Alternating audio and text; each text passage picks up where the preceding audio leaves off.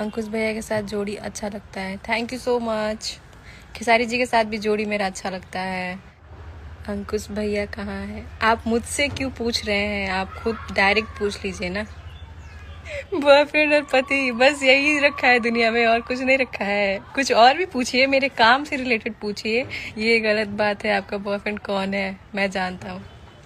अब हवा में पुलाव बनाना है तो लोग कुछ भी बना सकता है। पब्लिक भी है कुछ लोग जो गलत मतलब निकाल लेता है काम करने का। अंकुश भैया के साथ जोड़ी अच्छा लगता है। Thank you so much. Khesari ji के साथ भी जोड़ी मेरा अच्छा लगता है।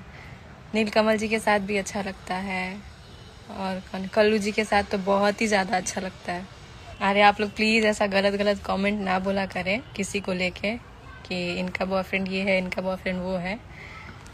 ऐसा कुछ नहीं है। मेरा बॉयफ्रेंड होगा तो मैं खुद आप लोगों को बताऊंगी कि ये मेरा बॉयफ्रेंड है, ठीक है। और काम